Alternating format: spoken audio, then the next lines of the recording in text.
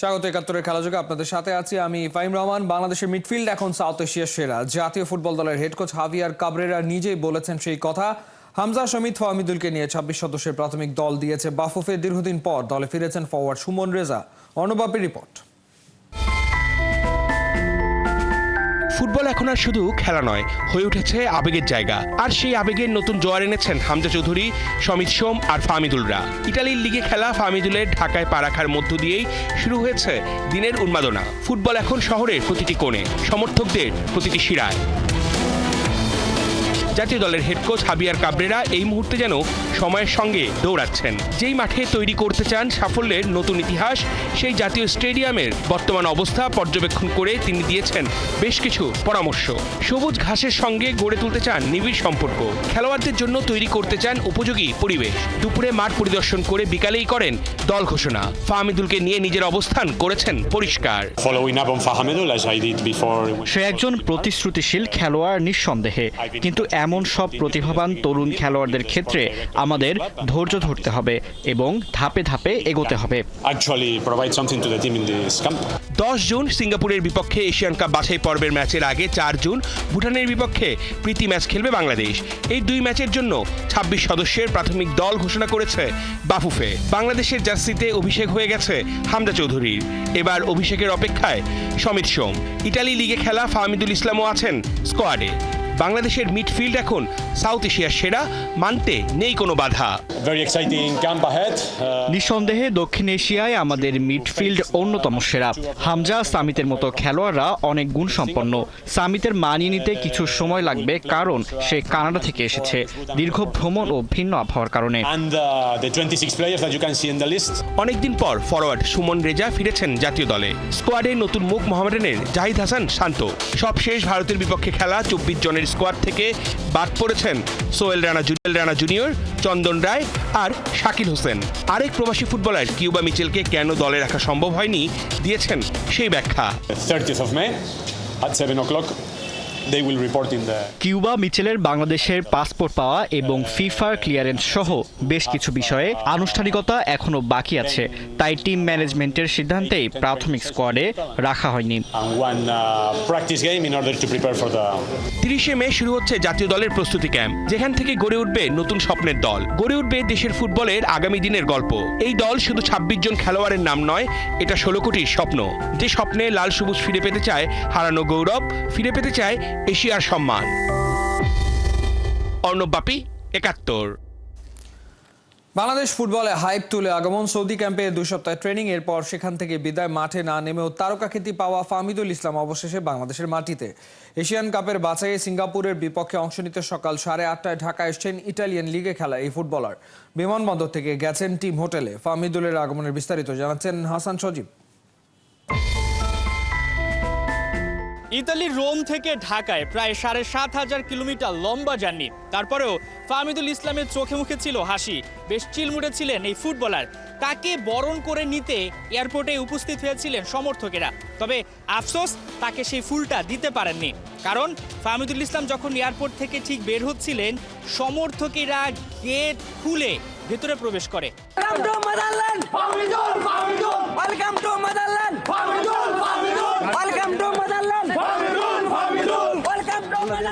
ফাহমিদুল হয়তোবা বুঝতেই পারেননি যে আসলে বা ভাবেননি যে এমন একটা পরিবেশ তৈরি হবে। ফাহমিদুল ইসলাম যখন সৌদি আরবের তায়েফে কন্ডিশনিং ক্যাম্প করে ভারতের বিপক্ষে ম্যাচের আগে, এরপর তিনি দলের সঙ্গে বাংলাদেশে ফেরেননি, তিনি চলে গিয়েছিলেন ইতালি। এবং তখনই সমর্থকেরা আন্দোলন করে, যেটা বাংলাদেশের ফুটবলের ইতিহাসে একটা বিরল ঘটনাই, যে কোনো একটা ফুটবলারের এখনো লাল সবুজের জার্সিতে অভিষেক হয়নি, তবে তাকে দলে নেয়ার জন্য সমর্থকেরা রাস্তায় নেমে পড়েছে। বয়সটা কিন্তু মাত্র 18, এটা আপনাকে বুঝতেই হবে।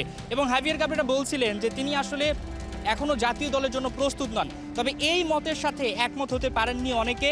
সমর্থকেরা এটার পক্ষে বিপক্ষে নানা কথা বলেছেন। এরপর গল্পটা আপনারা সবাই জানেন। বাফুফের সভাপতি তাবিত আওয়াল তিনি নির্দেশনা দেন সিঙ্গাপুরের বিপক্ষে ম্যাচের আগে যাতে প্রাথমিক স্কোয়াডে ফাহমিদুলকে নেওয়া হয়, এবং তারপরেই হাভিয়ার কাবরেরা ফাহমিদুলকে দলে অন্তর্ভুক্তি করেন। তবে তিনি আসলে একাদশের সুযোগ পাবেন কি পাবেন না সেটা পরবর্তী ঘটনা, সেটা হাভিয়ার কাবরেরার ডিসিশন। তবে এই যে ফাহমিদুল ইসলাম ইতালির রোম থেকে ঢাকায় আসলেন, তাকে ঘিরে মিডিয়া কাভারেজ, তাকে ঘিরে ভক্তদের উচ্ছ্বাস, এটা কিন্তু বাংলাদেশের ফুটবলের জন্য একটা ইতিবাচক দিকই হয়ে দাঁড়াবে। ফাহমিদুল বারবার হাত জাগিয়েছেন এবং ভক্তদের প্রতি তিনি গতকালই জানিয়েছিলেন যে ভক্তদের প্রতি শুধুমাত্র ভালোবাসা এবং ধন্যবাদ। তিনি নিজেকে উজাড় করে দিতে চান। বয়সটা কম, ফাহমিদুল ইসলাম এবং যত প্রবাসী ফুটবলার রয়েছে, লোকাল ফুটবলার রয়েছে, তারা হয়তো ঠিক এই ছবিটার মতো যে ধুলোবালি জমে আছে, সিন্ডিকেট নামে যে ধুলোবালি জমে আছে, সেটা হয়তোবা তারা সবাই মুছে দিবেন। হাসান সজীব, ৭১, ঢাকা। দেশের গোলবারের অতন্দ্র প্রহরী তিনি। পার্বত্য অঞ্চলের কঠিন বাস্তবতা তাকে করেছে প্রতিপক্ষের আক্রমণের মুখে নির্ভীক। মিতুল মারমার বিশ্বাস, হামজা সমিতদের আগমন দেশের ফুটবলকে এগিয়ে নেবে বহুদূর। সঙ্গে ১০ জুন সিঙ্গাপুরকে বাংলা ছেলেরা দেবে কঠিন চ্যালেঞ্জ। বাংলাদেশ সিঙ্গাপুর ম্যাচকে সামনে রেখে খেলাযোগের বিশেষ আয়োজন। চতুর্থ পর্বে মিতুল মারমার ভাবনা শুনেছেন রায়ান আহমেদ। ফুটবল খেলাটা গোলে, তাই জাতীয় দল কিংবা ক্লাব ফুটবল সব জায়গাতে স্ট্রাইকারদের আবেদনটা থাকে আলাদা। তবে প্রতিপক্ষ যখন গোলের খোঁজে হন্যই হয়ে ডিফেন্স চিরে চলে আসে, সে মুহূর্তে আপনাকে বাঁচাতে লাস্ট লাইন অফ ডিফেন্স হিসেবে থাকে আপনার দলের গোলকিপার। সেই গোলকিপাররাই অনেকটা সময় থেকে যান আনসাং হিরো হিসেবে, লাইমলাইটের অনেকটা দূরে। এই মুহূর্তে আমার সঙ্গে আছেন বাংলাদেশ জাতীয় দলের সেই আনসাং হিরোদের একজন, প্রধান গোলকিপার মিতুল মারমা। মিতুল, কেমন আছেন? জি ভালো আছি, আপনি কেমন আছেন? অনেক ভালো আছি। আমরা কথা বলছিলাম সেভ নিয়ে। আপনার একটা দারুণ সেভ আছে অস্ট্রেলিয়ার বিপক্ষে। অস্ট্রেলিয়ার ফুটবলার যিনি পেনাল্টিটা নিচ্ছিলেন, উনি কিন্তু বেশ নার্ভাস ছিলেন। আপনি কি ওটা বুঝতে পারছিলেন? আপনার মাথায় কি চলছিল সেই সময়টা? আসলে ওই মুহূর্তে আসলে আমি রিড করছিলাম আসলে কি হতে পারে। তো যখন ও বল নিচ্ছিল আমি তখনও মানে ফোকাসে ছিলাম যে ও আসলে কি মানে ও কেমন কেমন প্রিপারেশন নিচ্ছে পেনাল্টি। তো আমার দেখে মনে হয়েছে যে সে মানে আমার ফেভারে মারতে পারে। তো আমি ছিলাম বেশ চাঙ্গা ছিলাম ওই মুহূর্তে, যেহেতু আমরা ম্যাচটা অলরেডি হেরে যাচ্ছিলাম। তো আমার কাছে তখন আরেকটা গোল হলে আমার খুব একটা ছিল না। তো যার কারণে আমি কনফিডেন্স ছিলাম যে আমার এটা আসলে বাঁচাতে হবে। আমরা তো হামজা চৌধুরীকে বিভিন্নভাবে দেখেছি গণমাধ্যমে। সতীর্থ হিসেবে আপনি কিভাবে মূল্যায়ন করেন, কনসিডারিং আমি প্রায়ই দেখি আপনি হামজার সাথে ছবি আপলোড করেন, ইভেন গত রাতেও করেছেন হামজার সাথে একটা ছবি আপলোড। আসলে ওনাকে নিয়ে আসলে এটা বলে বোঝানো যাবে না। যারা ওনাকে কাছে থেকে পেয়েছেন বা ওনার সাথে যারা আমরা আছি, আমরা পেয়েছি। আসলে আমরা এখন যদি বলি এটা আসলে মানুষ বিশ্বাস করতে চাবে না বা আমরা বলে বুঝাতে পারবো না যে কীরকম মানুষ। অত্যন্ত ভালো মানুষ, খুবই ভালো মনের মানুষ, আর খুবই ফ্রেন্ডলি। আর কখনো মনে হয় না যে আমরা ফার্স্ট টাইম খেলতেছি। অনেক খুবই অনেস্ট গাই। হামজা চৌধুরীর সঙ্গে তার মানিয়ে নিতে কোনো অসুবিধাই হয়নি, এত বড় মাপের ফুটবলার কিন্তু মাটির মানুষ বলে? না, আসলে বিষয়টা উনি আমাদের সাথে মানিয়ে নিয়েছেন এত তাড়াতাড়ি, এটাই ওনার ক্রেডিট। আসলে আমরা কখনো ভাবি না যে আমরা এত ফ্রেন্ডলি, আমরা একটা মানিয়ে নিতে পারবো। হামজা চৌধুরীর পথ ধরে বাংলাদেশের সমিত সোমের আগমন হচ্ছে এবং সব ঠিকঠাক থাকলে হয়তো সিঙ্গাপুরের বিপক্ষেও তিনি থাকবেন। কতটা এক্সাইটেড সমিত সোমের সঙ্গে ড্রেসিং রুম শেয়ার করতে পারার ব্যাপারটা নিয়ে, এবং কি মনে হচ্ছে সিঙ্গাপুরকে কি আমরা হারিয়ে দিতে পারবো? জি, আসলে আমাদের যে ইতে আছে, আমাদের সবাই এখন বলতে গেলে আমরা সবাই ইকুয়াল ধরতে পারেন। তো কোনো না কোনো জায়গায় ওনাদেরও কিন্তু হামজার ভাইয়ের মতো প্লেয়ার আছেন সিঙ্গাপুর টিমে। রিসেন্টলি ওনারাও করছিলেন। তো খেলাতে অনেক একটা উত্তেজনাপূর্বক একটা ম্যাচ হবে, যেহেতু আমাদের হোমে। তো সেহেতু অ্যাডভান্টেজটা অবশ্যই আমরা নেওয়ার চেষ্টা করব। আর বিষয়টা সমিত ভাই অনেক কানাডিয়ান প্রিমিয়ার লিগের টপ লিগে খেলে। তো এটাও আমাদের পজিটিভ সাইন। এটা আসলে হামজা ভাই আসার কারণে এটা হচ্ছে। দর্শক, এতক্ষণ কথা বলছিলাম বাংলাদেশ জাতীয় দলের প্রধান গোলকিপার মিতুল মারমার সঙ্গে। আমরা আশা রাখবো মিতুল মারমার মতো তরুণ ফুটবলাররা বাংলাদেশ ফুটবলকে এগিয়ে নিয়ে যাবে সামনের দিনগুলোতে। Mitul Marma, thank you so much for talking to us and thank you for your time. Rayan Ahmed, ৭১, Dhaka. মাঠে লড়েন, মাঠের বাইরেও হয়ে ওঠেন অনুপ্রেরণা। ফিনল্যান্ডের পরিপূর্ণতা থেকে বাংলার সীমাবদ্ধতায় খাপ খাওয়ানোটা তারিক কাজীর কাছে শুধুই দায়িত্ব।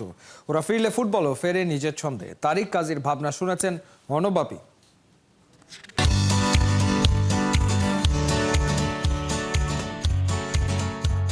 দেশের ফুটবলে আরেক ভরসার নাম তারিক কাজী। তিনি কথায় না, কাজেও কাজের কাজী।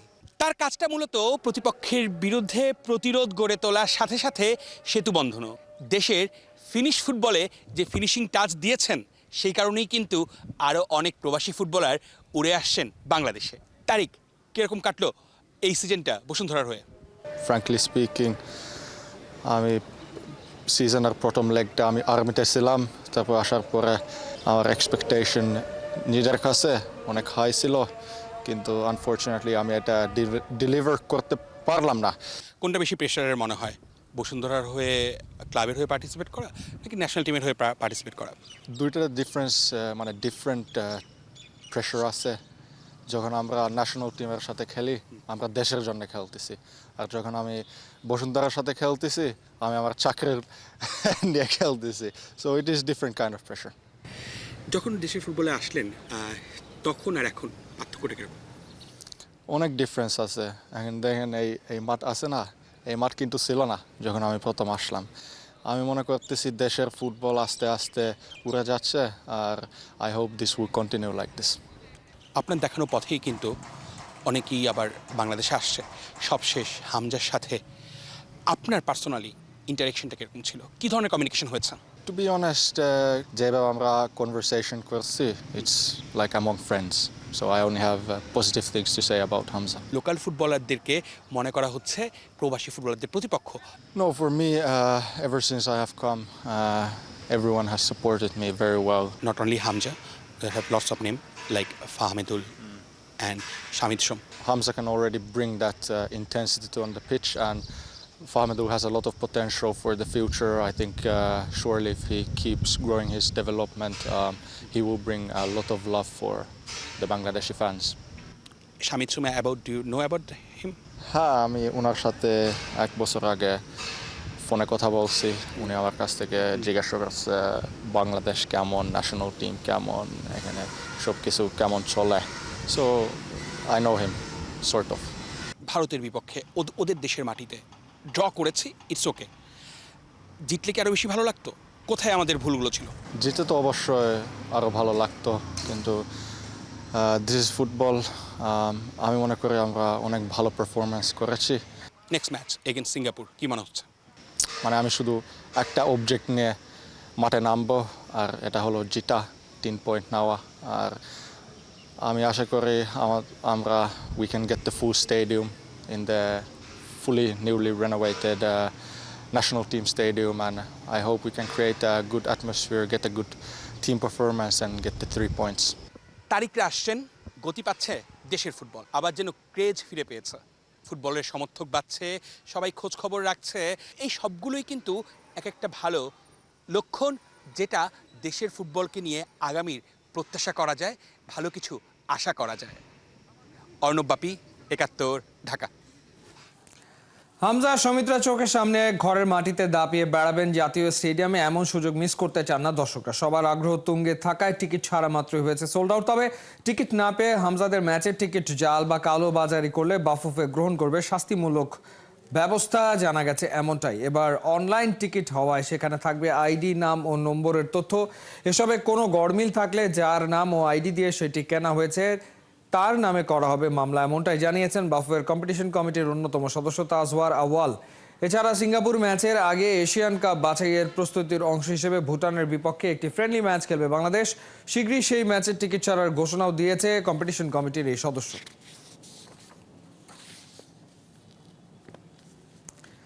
এলএস এখন এলএসএম। মেসি যোগ দিতেই বদলে গেল লুইস সুয়ারেজের প্রজেক্টের নাম। উরুগুয়ের ৪র্থ সারির দল দেপোর্তিভো এলএমএসে নাম লেখালেন এলএম10 ফুটবলার নয়, বন্ধু সুয়ারেজের সাথে থাকছেন ক্লাবটার মালিকানায়। কোহিনুর কণা রিপোর্ট। এ যেন ৮ পৌড়ে বন্ধুত্ব, ঝড়ঝাপটা, চানা হ্যাচড়া, তোলপাড়। দুজন একসাথে থাকলেই সব সয়ে যায়। দুজন মানুষ, তাদের একটা পৃথিবী। ঠিক যেমন লুইস সুয়ারেজ আর লিওনেল মেসি। বার্সেলোনার সেই সোনালি দিন থেকে শুরু করে আজ পর্যন্ত জীবনে যেমন এসেছে মনে রাখার মতো মুহূর্ত, তেমনি কেটেছে দুঃস্বপ্নের সব রাত। তবুও একটুখানি চিড় ধরেনি দুজনের এই সম্পর্কে। বার্সা অধ্যায় শেষ করে মেসির সাথে সুয়ারেজও পাড়ি দিয়েছেন মায়ামিতে। সুখেই আছেন, উপভোগ করছেন ক্যারিয়ারের এই সময়টা। এবারে নতুন চ্যাপ্টার খুলে বসেছেন মেসি আর সুয়ারেজ। উরুগুয়েন সুপারস্টারের দলে যোগ দিয়েছেন আর্জেন্টাইন সুপার হিরো। 2018 সালে সুয়ারেজ প্রতিষ্ঠিত করেন তার ড্রিম প্রজেক্ট দেপোর্তিভো এলএস। এই ক্লাবের মূল লক্ষ্য লোকাল ট্যালেন্টদের খুঁজে বের করে ক্যারিয়ার গড়তে তাদের সুযোগ করে দেয়া। ক্লাবটিকে রিব্র্যান্ডিং করতে লিওকে প্রজেক্টের সাথে যুক্ত করার অফার দেন সুয়ারেজ। মেসিও রাজি হয়ে যান। ভিডিওতে এসে তারই আনুষ্ঠানিক ঘোষণা দিয়েছেন লুইস সুয়ারেজ। মেসির সম্মানে বদলে ফেলেছেন ক্লাবের নামটাও। দেপোর্তিভো এলএস এখন দেপোর্তিভো এলএসএম। এমন একটা কাজে তুমি আমাকে বেছে নিয়েছো, তাই আমি ভীষণ খুশি, একই সাথে গর্বিত। নিজের সর্বোচ্চটা দিয়ে তোমার পাশে থাকবো। এই ক্লাবে মেসির রোল কি হবে সেটা এখনো নিশ্চিত না হলেও ধারণা করা যাচ্ছে সুয়ারেজের পার্টনার হিসেবে দেখা যাবে এলএম10কে। মেসি যোগ দিতেই যেন আগুন লেগে গেছে সোশ্যাল মিডিয়ায়। যে ক্লাবের নামটাও অনেকে জানতো না, সেখানে কিনা 2 ঘন্টার মধ্যে ক্লাবটার অফিসিয়াল পেজে ফলোয়ার বেড়ে গেছে 40,000। একেই তো বলে মেসি ইফেক্ট। সবকিছু ঠিকঠাক থাকলে আসছে বছর অভিষেক হবে উরুগুয়ের 4র্থ সারির ক্লাব দেপোর্তিভো এলএসএম এর। কোহিনুর কণা, 71। এই ছিল এই মুহূর্তের খেলাযোগের সরাসরি সংবাদ অনুষ্ঠান। দেখতে চোখ রাখুন 71-এর ফেসবুক পেজ এবং সাবস্ক্রাইব করুন 71-এর ইউটিউব চ্যানেল। 71-এর সাথে থাকুন।